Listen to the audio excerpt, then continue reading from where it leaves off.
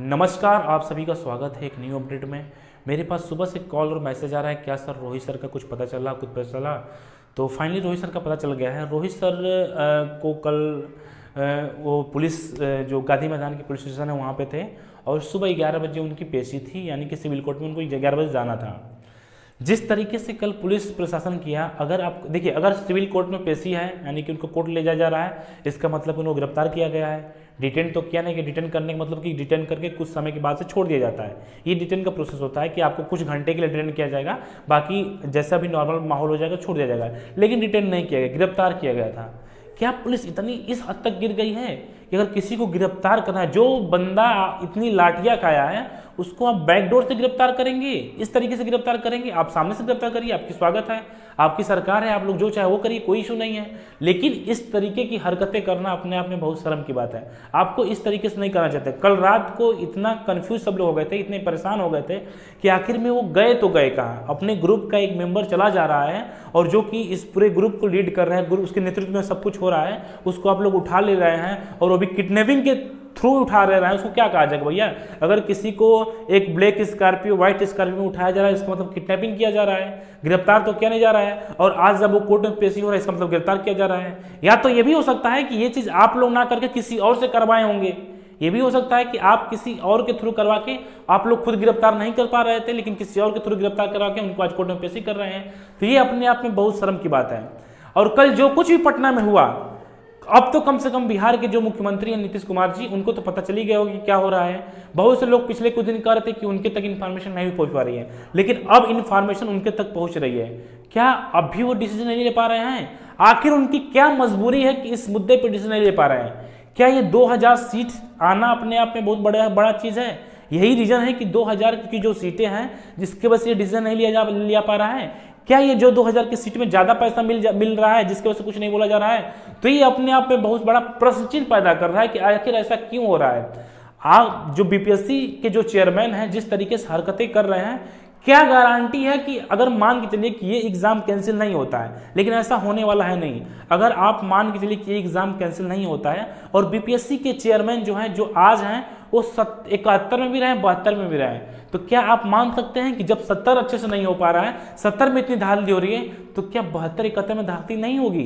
तो ये लड़ाई, अगर किसी को ये लगता है कि ये लड़ाई सिर्फ उन बच्चों के लिए है जो 70 बीपीएससी का फॉर्म भरे हैं, तो ये बहुत बड़ी भूल है उनके। अगर आप बीपीएससी की तैयारी करते हैं, आप 71 में फॉर्म भरेंगे कि नहीं भरेंगे? 71 में भरेंगे, 72 में भरेंगे, तो ये लड़ाई सबकी है। अब आप सबको आना चाहिए, क्योंकि हम लोग की जो मांग है, पहली मांग तो ये कि पूरा एग्जाम कैंसिल होना चाहिए। दूसरी मांग है कि चेयरमैन को हटाना चाहिए। अगर ये चेयरमैन नहीं हटेगा तो क्या गारंटी है कि धांधली जो हो रहा था, जो हुआ है, वो आगे नहीं होगा? इसकी कोई गारंटी नहीं है। और बीपीएससी जैसी संस्था का ये हाल है तो आगे कौन, जितना भी एग्जाम होगा तो इसके छोटे लेवल में ही होगा ना, उसकी क्या कंडीशन होगी उसका आप लोग अंदाजा भी नहीं लगा सकते हैं। तो सभी से रिक्वेस्ट है कि सब लोग आइए, और उन टीचरों से भी रिक्वेस्ट है कि प्लीज, आप तो बोलते थे ना कि हम बच्चों के हित में रहते हैं, बच्चों के साथ रहते हैं, तो अब क्या आपकी क्या मजबूरी है कि आप बच्चों के साथ नहीं आ पा रहे हैं? ऐसी क्या मजबूरी आपकी आ गई है कि जो बच्चों के फेवर में नहीं आ रहे? आप हॉस्पिटल जा सकते हैं, लेकिन हॉस्पिटल जाके रील बन रहा है, लेकिन बच्चों के लिए क्यों नहीं आप वहां पे जा रहे हैं? आपको पता है कि अगर आप जाएंगे तो नंबर ऑफ स्टूडेंट ज्यादा हो जाएंगे,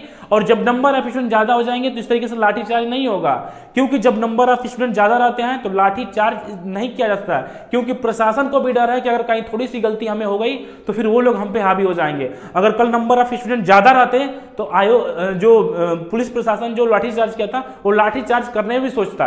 क्या आप सब लोग वीडियो देखे होंगे? सबको वीडियो देखा होगा। उस वीडियो को मैं आप लोगों को दिखा भी दूंगा।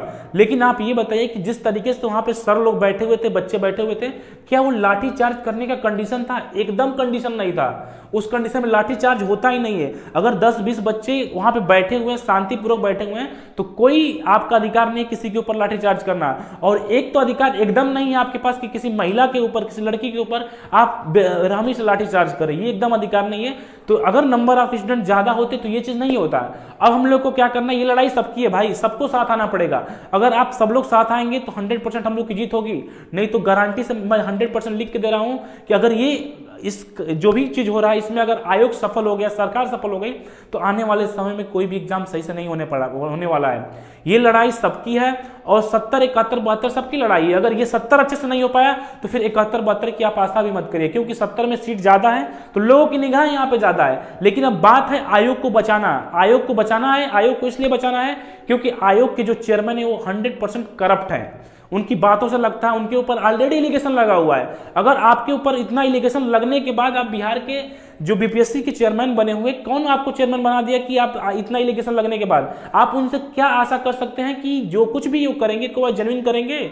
क्योंकि उनके बातों से, उनके हर एक चीज से वो खुद एक्सपोज हो जाते हैं। तो उनकी बात, उनको हटाना ही एक सलूशन है। इस मुद्दे में उनको हटा देना ही एक सलूशन है। बाकी आप किसी को लाइए कोई दिक्कत नहीं है, कहीं से लाइए कोई दिक्कत नहीं है, लेकिन उनको हटा देना ही सलूशन है और बाकी एग्जाम कराना ही सलूशन है। ये लड़ाई हर एक स्टूडेंट की है, सभी को साथ आना पड़ेगा। अगर सब लोग साथ आएंगे तो 100% जीत हम लोग की होगी। अगर नंबर ऑफ स्टूडेंट ज्यादा होंगे तो फिर सिस्टम भी हिल जाएगा, क्योंकि सिस्टम को चाहिए नंबर ऑफ स्टूडेंट। आज अगर 20,000 25,000 बच्चे आ जाते हैं ना तो ये शाम को नोटिस निकाल देंगे, इनकी हालत खराब हो जाएगी। इनके पास इतना प्रशासन नहीं है। जिस तरीके से कल लाठीचार्ज किए, तो ये जो बच्चे हैं सिर्फ वर्दी का रिस्पेक्ट करते हैं। अगर वर्दी नहीं होती ना तो फिर ये दिखा देते कि आपकी औकात क्या है। तो बस आपकी वर्दी का रिस्पेक्ट करते हैं, अन्यथा तो फिर कंडीशन बहुत बुरा हो जाता है। और मैं इस चीज का लिख के दे रहा हूं कि आने वाले समय में आउट ऑफ कंट्रोल हो जाएगा सब कुछ, आप लोग कुछ नहीं कर पाएंगे। तो भलाई इसी में है कि नोटिस शांतिपूर्वक निकाल दीजिए, बाकी जो हम लोग की मांगे उसको रख लीजिए, नहीं तो फिर आने वाले समय में आप लोग कुछ कर नहीं पाएंगे, आउट ऑफ कंट्रोल हो जाएगा और फिर नुकसान सबका होगा। अगर नुकसान हमारा होगा तो नुकसान आपका भी होगा, जो होगा देखा जाएगा। लेकिन अब लड़ाई लड़ी जाएगी, जैसे भी हो सके वैसे भी लड़ाई लड़ी जाएगी। तो सभी स्टूडेंट, सभी टीचर से रिक्वेस्ट है कि प्लीज आप कम से कम वहां पे आइए। आपके आने से नंबर ऑफ स्टूडेंट ज्यादा आ जाएंगे तो फिर आ जाइए, उससे कोई दिक्कत नहीं है। अगर आपको बीच में ट्रोल भी किया गया है तो यार वो बात अलग की बात है, उसको आप अलग मैनेज कर लीजिएगा। लेकिन यहाँ पे बच्चों के हित की बात है। आप हमेशा कहते हैं कि मैं बच्चों के साथ खड़ा हूं, लेकिन अब क्या हुआ? अब तो आपको बच्चों के साथ खड़ा होना चाहिए ना। अब ये स्थिति देखिए, कितने बच्चे कल मारे गए, इसके बच्चे कितने हॉस्पिटल पहले से थे, अब कितने बच्चे और मारे जाएंगे बताइए? अब कितने बच्चे और मारे जाएंगे कि उसके बाद आप लोग आएंगे? कम से कम अगर आप लोग के पास सिस्टम पॉलिटिकल अप्रोच है तो उसका यूज करिए और किस तरीके से इस मैटर को शांत किया जाए, इस मैटर को जल्द से जल्द खत्म किया जाए। 10 दिन से धरना, 9 दिन, आज 9वां दिन है, 9 दिन 10 दिन से धरना चल रहा है, लेकिन रिजल्ट 0 आ रहा है और दिन पे दिन स्थिति खराब होती ही जा रही है। तो सभी से रिक्वेस्ट है कि प्लीज आप लोग आइए। और ये लड़ाई सबकी है, 70 वाली की लड़ाई नहीं है। अगर किसी को ये लगता है कि ये सिर्फ 70 का है तो उसकी भूल है। 70 की लड़ाई नहीं है भाई, ये लड़ाई आगे की भी लड़ाई है कि क्योंकि अगर अभी फेयर नहीं हुआ तो आगे आप किस उम्मीद से कह सकते हैं कि आगे का एग्जाम जो भी होगा वो फेयर होगा। तो सभी से रिक्वेस्ट है कि प्लीज आप लोग आइए, धरने को सफल बनाइए। मिलते हैं आप लोग को नेक्स्ट अपडेट में। धन्यवाद, जय हिंद।